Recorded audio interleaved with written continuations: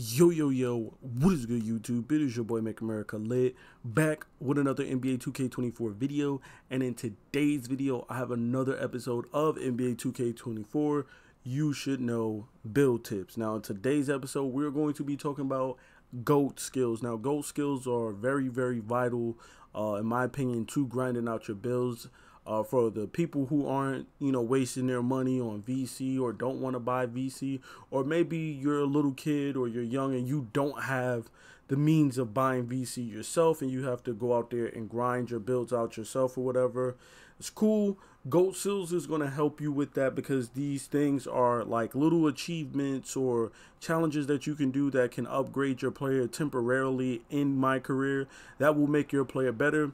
And in today's video, we are going to be discussing the best GOAT skills, okay? And I'm going to go through each tier in each category so you guys are using the absolute best GOAT skills that you can use to just help you with leveling up your builds and stuff like that. Now, starting out with finishing, we're going to go through all the tiers and all the categories. Starting out with the finishing is going to be finger rolled, in my opinion. And keep in mind that when I say best, I don't mean just best. I mean like best, in my opinion, based on ease of activation, how easy it is to meet the requirements, and also the boost that you get or will receive for doing said requirements to unlock that GOAT skill. So for tier 1, you see we have finger rolled, which the requirement is very simple: attempt 3 layups. You don't even have to make them. In my opinion, that is the easiest or best one. Now obviously all of these other ones are pretty easy: attempt 3 dunks, attempt 4 shots from the post. But some of these you may not be able to access. Like if you have a build with no driving dunk, no standing dunk, you aren't even able to dunk, so you couldn't even use the big hops GOAT skill because you would never be able to attempt 3 dunks. And then you see the boost for it isn't even that great. You see the block, the speed with ball, the standing dunk, the driving dunk. I don't know if this is based on just your attributes or if this is just a boost that you receive, but it's not really much of a boost. And then even on the post fundamentals, you see the post control, close shot, standing dunk, and interior defense. Maybe it's going based on my own stats, I'm not sure, but it's just not very good or whatever, in my opinion. But then you look at finger roll, anybody can attempt a layup, whether it's a standing layup or driving layup, doesn't matter. It can even be an alley-oop layup, still a layup.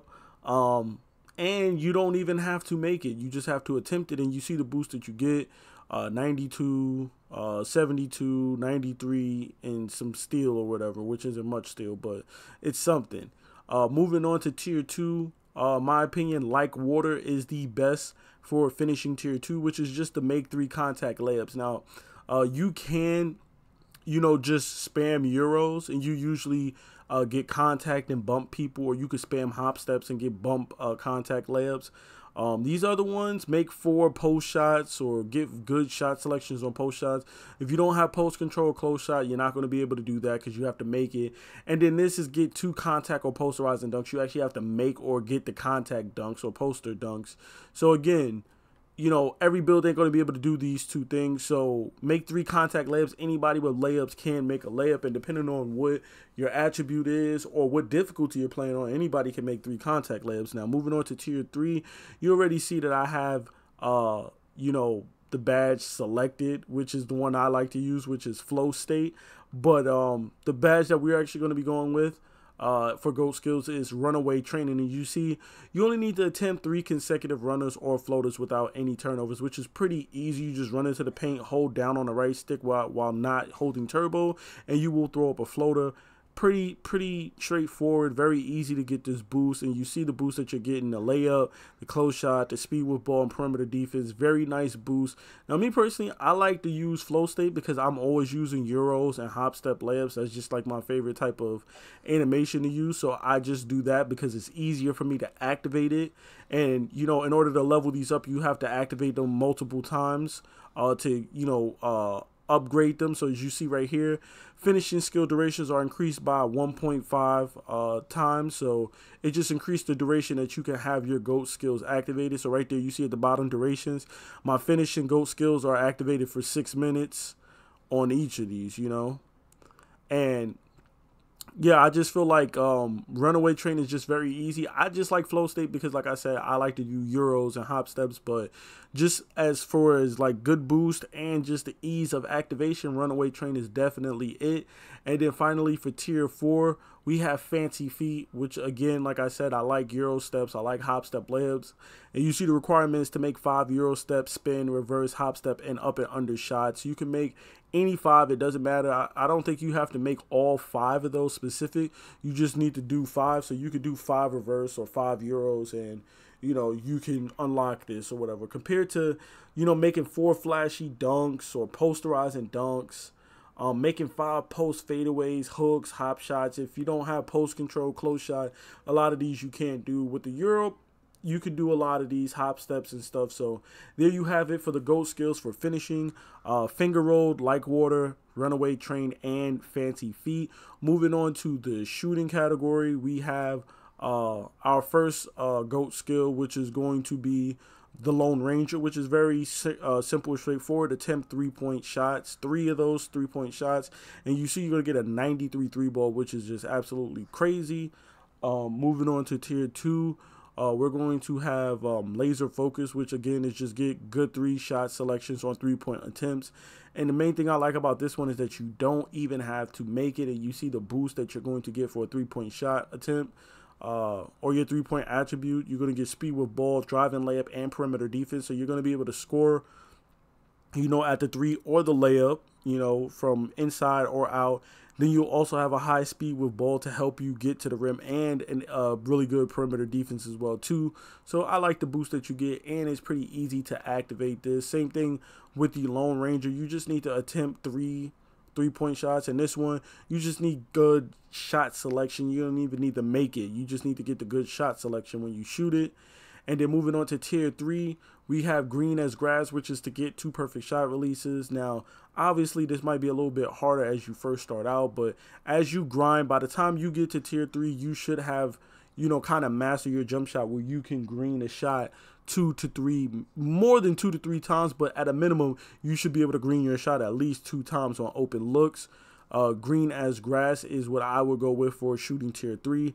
And then finally shooting tier 4, I personally would go with Unrelenting, which you see I do already have selected for my shooting because this is the last tier that I need to grind. And as you can see, it's just make 3-pointers without taking a bad shot. Very simple, straightforward. If you're taking smart shots, your shot selection isn't horrible. You aren't just chucking up shots.